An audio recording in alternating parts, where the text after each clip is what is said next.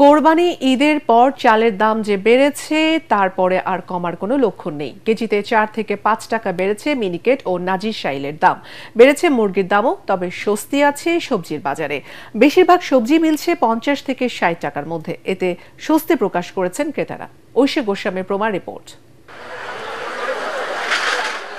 সকালের হালকা বৃষ্টি কিছুটা বিড়ম্বনায় ফেললেও সাপ্তাহিক ছুটির দিনে নিত্য প্রয়োজনীয় পণ্য কিনতে রাজধানীর কারওয়ান বাজারে ভিড় করেন ক্রেতারা।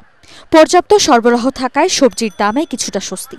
বেশিরভাগই কেজিতে মিলছে 50 থেকে 60 টাকার মধ্যে। বেশি দামের সবজির মধ্যে রয়েছে টমেটো ও গাজর। রিজনেবল মনে হচ্ছে, খুব বেশি না। সবজির দাম 40-50 মোটামুটি রিজনেবল প্রাইসে আছে।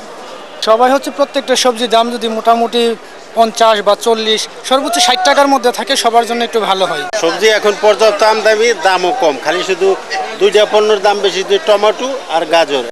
ঈদের পর থেকে মুরগির দাম একটু কম হলেও এখন বাড়তির দিকে। দাম আগে থেকে একটু বাড়ছে। ঈদের আগে আসলে একদম, এখন ঈদের পরে আইছে। ঈদের আগে ছিল 200 টাকা কেজি সোনালী মুরগি, এখন হচ্ছে 260 টাকা কেজি।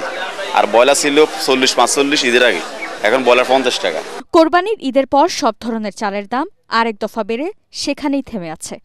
মিনিকেট ও নাজিরশাইল মানভেদে বিক্রি হচ্ছে 80 থেকে 85 টাকা কেজি। এজন্য মিল মালিকদের সিন্ডিকেটকে দুষছেন দোকানিরা।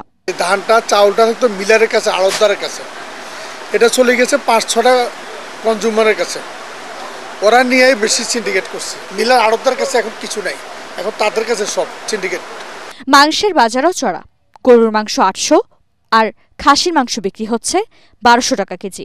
ঐশী গোস্বামী, প্রমা, ATN বাংলা, ঢাকা।